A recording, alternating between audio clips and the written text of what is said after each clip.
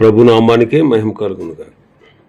కూడి వచ్చిన మీ అందరికీ, కర్మిల ఆత్మీయ సహవాస సంఘ విశ్వాసులు అందరికీ మన ప్రభువును ఆయన ప్రియ కుమారుడునైన యేసుక్రీస్తు వారి శ్రేష్టమైన నామంలో శుభములు మరియు అందరికీ వందనాలు. యెహెజ్కేలు గ్రంథం 15వ అధ్యాయాన్ని మనం ధ్యానం చేసుకుందాం. యెహెజ్కేలు గ్రంథం 15వ అధ్యాయం. ఇందులో ముఖ్యాంశం ఏంటంటే ద్రాక్ష చెట్టును గూర్చిన ఉపమానము. ద్రాక్ష చెట్టు ఉపమానం. ఒకసారి చదువుదాం 8 వచనాలు. మరియు యెహోవా వాక్కు నాకు ప్రత్యక్షమై ఎలాగూ సెలవిచ్చాను, నరపుత్రుడా, ద్రాక్ష చెట్టు కర్ర, అడవి చెట్లలో ఉన్న ద్రాక్ష చెట్టు కర్ర తక్కిన చెట్ల కర్ర కంటే ఏమైనా శ్రేష్టమా? ఏ పనికైనను దాని కర్రను తీసుకుందురా? ఏ ఒక ఉపకరణము తగిలించుటకైనా ఎవరైనా దానిని కర్రతో మేకునైనను చేయుదురా? అది పొయ్యికే సరిపడును కదా.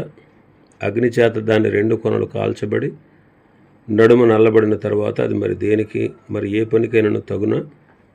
కాలకముందు అది ఏ పనికి తగకపోయినా అగ్ని దాని యందు రాజి దాన్ని కాల్చిన తర్వాత అది పనికి వచ్చునా?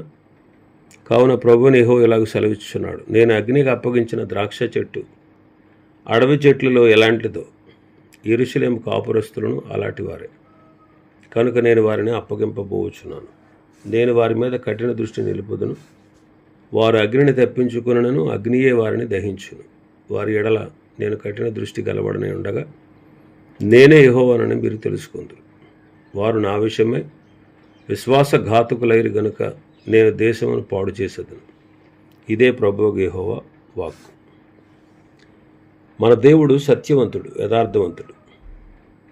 ఆయన యథార్థతను ప్రేమించి కపటాన్ని ద్వేషించేవాడు. దేవుడైన క్రీస్తు శరీరధారిగా ఈ లోకంలో ఉన్నప్పుడు ఇలాంటి వైఖరినే ఆయన కలిగి ఉన్నాడు. పాపులను ప్రేమించాడు, సత్యాన్వేషులకు దయామయుడుగా ఉన్నాడు. అయితే వేషధారులకు, సునీతిపరులకు విముఖుడుగా ఉన్నాడు. తన నిజస్థితిని దేవుని ఎడల కప్పుకోవడానికి ప్రయత్నించిన వేషధారులపైన ఆయన భయంకరమైనటువంటి తీర్పులు విధిస్తాడు. అదే 6వ వచనంలో ఇక్కడ చెప్తా ఉన్నాడు. ద్రాక్ష చెట్టు అడవి చెట్లలో ఎలాంటిదో యెరూషలేము కాపురస్తులు కూడా అలాంటి వారే అని దేవుడు చెప్పాడు. ఇక్కడ ఇశ్రాయేలీయులు ద్రాక్ష చెట్టుకు పోల్చబడి ఉన్నారు. 80వ కీర్తన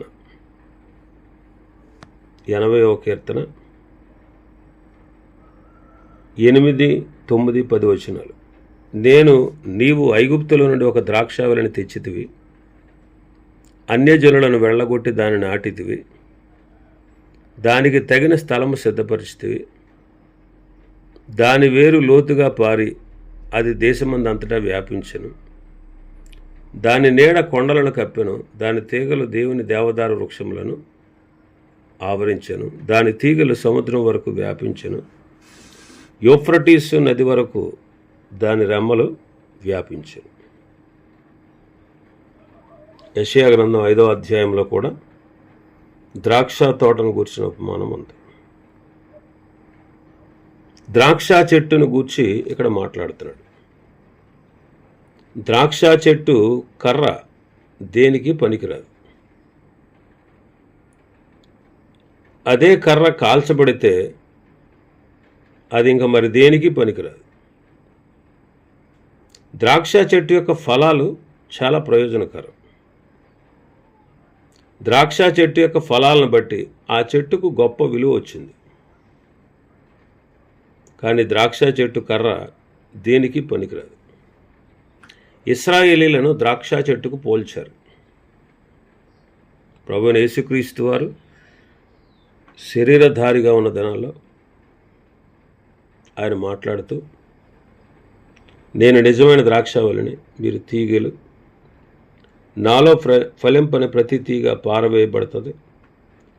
ఫలించు తీగ మరి ఎక్కువగా ఫలించాలని దానిలోని పనికిరాని తీగలను తీసివేస్తారు. ఎవడు నా యందు నిలిచియుండునో నేను ఎవని యందు నిలిచియుందునో వాడు బహుగా ఫలించును. మీరు బహుగా ఫలించటం వలన నా తండ్రి మహింపరచబడతారు. అప్పుడు మీకు ఏది ఇష్టం అడిగితే అది నేను మీకు ఇస్తాను అని ప్రభు చెప్పారు. మనం ఫలించాలంటే ఆయన యందు నిలిచి ఉండాలి.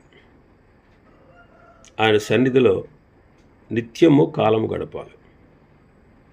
ఆయన మన యందు వండుట అంటే ఆయన వాక్యానుసారంగా మనం నడుచుకోవాలి. అప్పుడు బహుగా ఫలిస్తాం. అప్పుడు దేవునికి మహిమ వస్తుంది. మనము ఫలించుట కొరకే పరిశుద్ధాత్ముడు మనకు అనుగ్రహించబడ్డారు.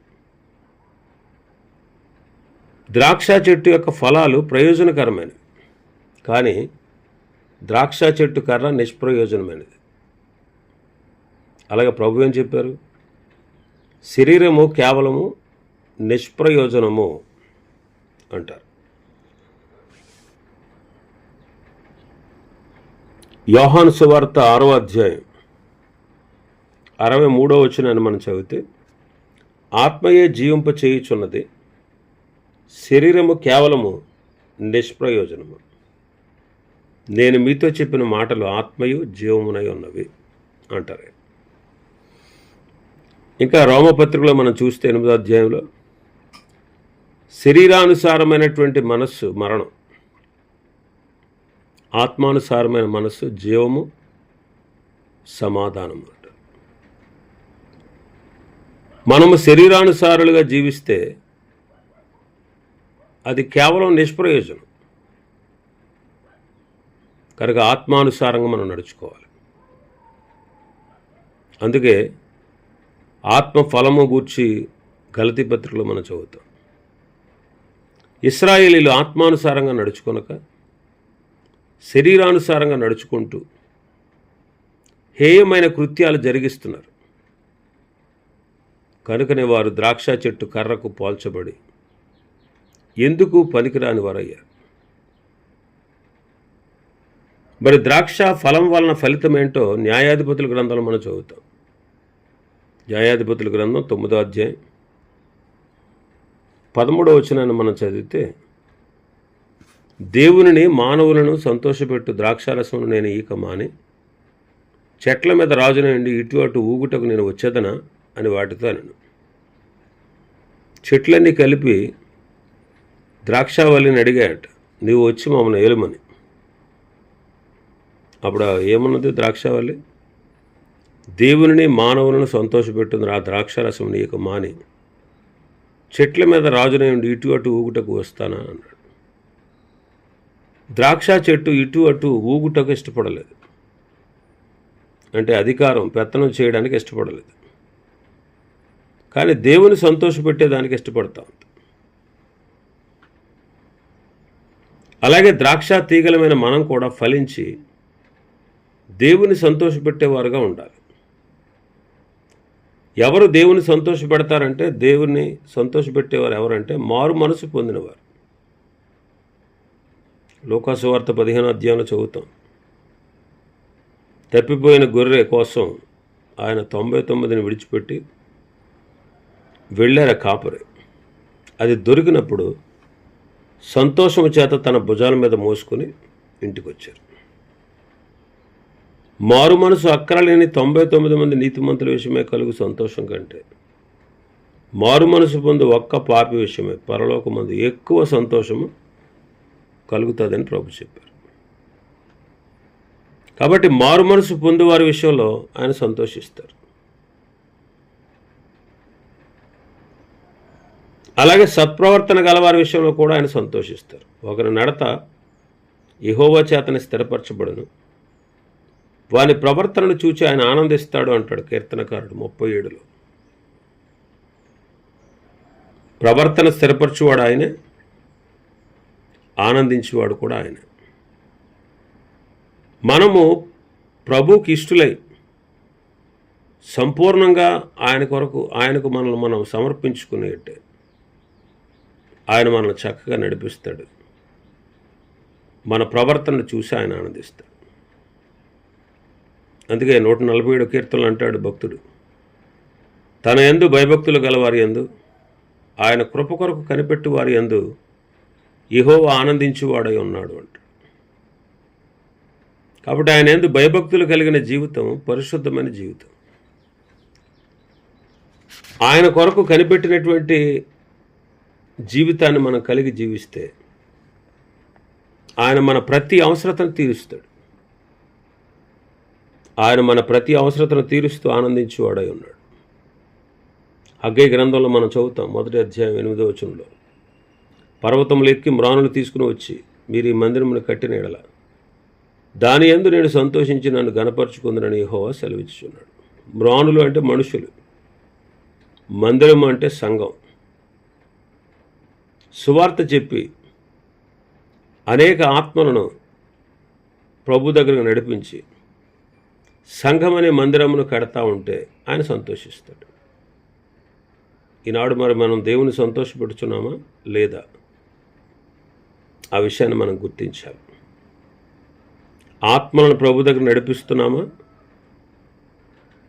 కాబట్టి ప్రభువును సంతోషపరచువారుగా ఉండాలి. మనుషులను సంతోషపెట్టడం కాదు, దేవుని సంతోషపెట్టాలి. అలాగే మనుషులను కూడా సంతోషమైనటువంటి మార్గంలోకి వాళ్ళని నడిపించాలి. చెరసాల నాయకుడు ఏమని అడిగాడు? అయ్యలారా, రక్షణ పొందుటకు నేనేం చేయాలి? లూదియా అంటది, నేను ప్రభునందు విశ్వాసం కలదాన్ని ఎంచితే మీరు వచ్చి నా ఇంటి దగ్గర విందు స్వీకరించమని అడిగింది. వారికి కలిగిన సంతోషం అన్నమాట. కాబట్టి ఏ ఆత్మయందు దేవుని జీవం ఉంటుందో అక్కడ దేవుని కొరకే ఫలాలు ఉంటాయి. లోపల జీవం లేకపోతే బయటకు ఫలాలు కనిపించవు. పరిశుద్ధాత్మ కార్యము లోపల జరుగుట ద్వారా రక్షించబడిన వారిలో దేవునికి మహిమ తెచ్చేటువంటి ఫలాలు ఉంటాయి. ద్రాక్ష చెట్టు దేవునిని మానవుల్ని సంతోషపెడుతుంది అన్నాడు న్యాయాధిపతుల గ్రంథంలో. ఒకవేళ ద్రాక్ష చెట్టు గనక ఫలాలు ఫలించకపోతే దానికంటే నిరుపయోగమైనది మరొకటి ఏది లేదు. దాని కర్ర కూడా ఎందుకు పనికిరాదు. మరి దానికి ఆ విలువ ఎలా వచ్చిందంటే ఫలాలను బట్టే వచ్చింది. కాబట్టి విశ్వసించిన వారి జీవితాల్లో దేవునిని నరులను సంతోషపెట్టేటట్లుగా ప్రయోజనకరమైనటువంటి ఫలాలు లేకపోతే, అది ఫలించకపోతే మన భాగంలో 4వ వచనంలో చెప్పబడినట్లే దానికి జరుగుతుంది. అది పొయ్యికే సరిపడుతుంది. అగ్నిచేత దాని 2 కొనలు కాల్చబడతాయి, నడుము నల్లబడుతుంది, తర్వాత అది మరి దేనికి పనికిరాదు. ప్రభు అంటారు, నేను ద్రాక్షావళిని మీరు తీగలని చెప్పిన ప్రభు ఆయన ఏమన్నారంటే మరొక చోట, నేను లోకానికి వెలుగును, మీరు కూడా వెలుగు అని చెప్పాడు. ఒకప్పుడు మనం చీకటి,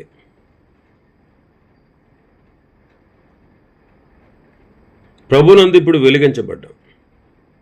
ఎఫెసీ పత్రికలో అంటాడు 5వ అధ్యాయం 8వ వచనం నుంచి 11వ వచనం వరకు చూస్తే, వెలుగు ఫలము సమస్త విధములైన మంచితనము, నీతి, సత్యము అని దానిలో కనపడుతుంది అంటాడు.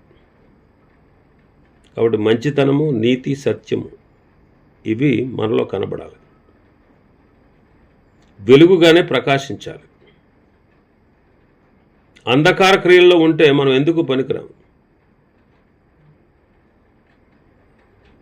సత్క్రియల ద్వారా మన యొక్క వెలుగును ప్రకాశించడం ద్వారా దేవునికి మహిమ తేగలం. మత్తయి సువార్త 5:16 అదే అంటారు, మనుషులు మీ సత్క్రియలను చూచి పరలోకమందున తండ్రిని మహిమపరిచినట్లు వారి ఎదుట మీ వెలుగు ప్రకాశింపనీయుడు అంటారు. ఇంకా అదే ప్రభు మీరు లోకమునకు ఉప్పు అని కూడా చెప్పారు మత్తయి సువార్త 5:13. మరి ఉప్పు నిస్సారమైతే దేనికి పనికిరాదు.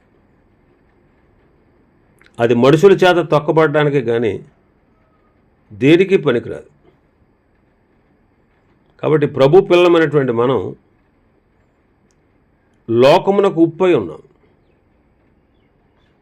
అందుకే మార్కు సువార్త 9వ అధ్యాయం 50వ వచనంలో మనం చదివితే, మార్కు సువార్త 9:50, ఉప్పు మంచిదే కానీ ఉప్పు నిస్సారమైన ఎడల దేని వలన మీరు దానికి సారం కలగజేతురు? మీలో మీరు ఉప్పు సారము గలవారై ఉండి ఒకరితో ఒకడు సమాధానముగా ఉండుడని చెప్పింది. ఉప్పు సారము గలవారై ఒకరితో ఒకరు సమాధానంగా ఉండాలి.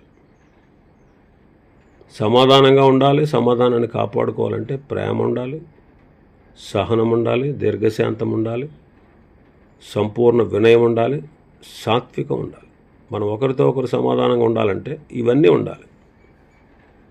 ఎఫెసీ పత్రిక 4వ అధ్యాయం అదే చెప్తుంది, 1వ వచనం నుంచి. మీరు సమాధానమును బంధము చేత ఆత్మ కలిగించే ఐక్యతను కాపాడుకున్నట్టు శ్రద్ధ గలవారై ప్రేమతో ఒకరినొకరు సహిస్తూ మీరు పిలువబడిన పిలుపునకు తగినట్లుగా దీర్ఘశాంతంతో కూడిన సంపూర్ణ వినయంతోనూ సాత్వికంతో నడుచుకునవాలని ప్రభువుని బట్టి ఖైదీనని నేను మిమ్మల్ని బతిమాలుకొనుచున్నాను. కాబట్టి ప్రేమ, సహనము, దీర్ఘశాంతము, సంపూర్ణ వినయం, సాత్వికం, సమాధానం వల్ల ఉంటుంది. సమాధానం కలిగిన వారికి ఉండే లక్షణాలు ఇవి. హెచ్చువాటి యందు మనసు ఉంచగా తగ్గువాటి యందు మనం ఆసక్తి కలిగి ఉండాలి. ఈ చీకటి లోకంలో క్రీస్తునొద్దకు మనుషులను ఆకర్షించాలి. అలా ఆకర్షించే వెలుగు వలె, రుచిని కలిగించే ఉప్పు వలె విశ్వాసి తన జీవితాన్ని ఫలభరితమైన స్థానాన్ని తెచ్చుకోవడానికి శ్రమించాలి. మరి ఇది ఎవరికి సాధ్యం అంటే తిరిగి జన్మించిన వ్యక్తికే సాధ్యం. ప్రకృతి సంబంధమైన మనుషులకి ఇది అసాధ్యం. ప్రకృతి సంబంధి అయిన మనుష్యుడు ఆత్మానుసారంగా జీవించలేడు. కాబట్టి తమ తమ ఫలాలను బట్టి మనం దేవుని పిల్లలము అని లోకానికి తెలియజెప్పాలి.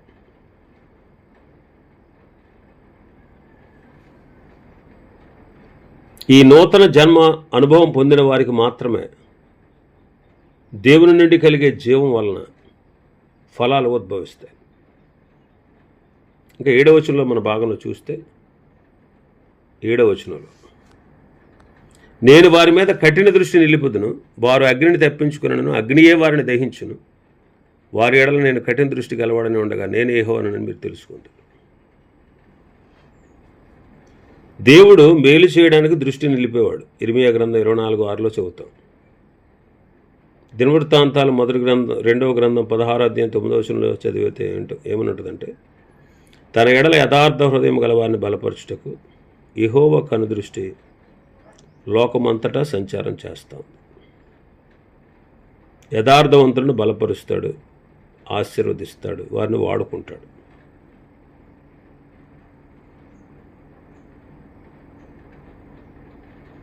ఇంకా మనం చూస్తే కీర్తన గ్రంథంలో మనం చదువుతాం, 33వ కీర్తనలో, వారి ప్రాణమును మరణము నుండి తప్పించుటకును, కరువులో వారిని సజీవులుగా కాపాడుటకును యెహోవా కనుదృష్టి తన యందు భయభక్తులు గలవారి మీదను ఆయన కృప కొరకు కనిపెట్టి వారి మీదను నిలుచుచున్నది. ఆయన దృష్టి నీతిమంతుల మీద ఉంది, ఆయన చెవులు వారి మొరలకు ఒగ్గి ఉన్నవి అంటాడు. కాబట్టి మనం మారు మనసు పొంది దేవుని బిడలగా ఫలిస్తే, లోకానికి వెలుగుగా ఉప్పుగా మనం ఉంటే, ఆయన కొరకు మనం కనిపెట్టుకుని ఉంటే, ఆయన యందు నిలిచి ఉంటే, ఆయన మన యందు దృష్టి ఉంచి తప్పక మేలు చేస్తాడు. అవిధేయులుగా జీవిస్తూ ఉన్నట్లయితే మనకు ఏ విధమైనటువంటి మేలు కలగదు. మన మీద ఆయన దృష్టి నిలపడు. ఇంకా 8వ వచనంలో చదివితే, వారు నా విషయమే విశ్వాసఘాతకులైరు గనుక నేను దేశమును పాడు చేసేదను, ఇదే ప్రభువు యెహోవా వాక్కు. ఇశ్రాయేలీలు యెహోవా ఎడల విశ్వాసఘాతకులయ్యారు, అందుకే నేను వారి దేశాన్ని పాడు చేస్తాను. విశ్వాసఘాతకులు అంటే చూడండి, వాళ్ళని ఐగుప్తు బానిసత్వాన్ని నుంచి విడిపించాడు, పాలు తేనెలు ప్రవహించే దేశాన్ని వారికి ఇచ్చాడు, ఆ దేశంలో వారికి కరువు లేకుండా సమృద్ధి అయిన పంటలు ఇచ్చాడు, వారికి న్యాయాధిపతులను ఇచ్చాడు, నాయకుల్ని ఇచ్చాడు, న్యాయాధిపతులను ఇచ్చాడు, యాజకులను ఇచ్చాడు, ప్రవక్తలను ఇచ్చాడు, రాజులను ఇచ్చాడు. వాళ్ళు దేవుని మీద ఆధారపడి శత్రువుల మీద జయం పొందేటట్టు చేశాడు. వారికి ఎంతో ఉన్నత స్థాయిని ఇచ్చాడు. దేవుడు చేసినటువంటి గొప్ప మేళ్ళని మర్చిపోయి ఆయన విడిచిపెట్టి ఆయన పూజించక వారు విగ్రహారాధికులైపోయారు. అందుకే వారి మీద కఠిన దృష్టి ఉంచి వారిని శిక్షించువాడై ఉన్నాడు. అందుకే అగ్ని నుండి వారు తప్పించుకున్న అగ్నియే వారిని దహించును అంటాడు. అగ్ని అంటే బబులోను రాజు, బబులోను చెర. బబులోను చెరకు వారు అప్పగించబడ్డారు. కాబట్టి వారు చెరలోనికి వెళ్ళిన తర్వాత క్రమపరచబడ్డారు. వాళ్ళ దేవుని వైపు తిరిగారు. మరి దేవుడు వారిని శిక్షించింది వారిని సరిచేయుట కొరకే, వారు యెహోవాను ఎరుగుట కొరకే.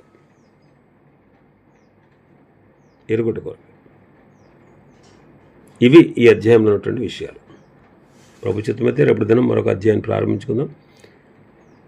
దేవుడి వర్తమాన వాక్యాన్ని మన వినికిడిలో ఆశీర్వదించునుగాక. ఆమేన్.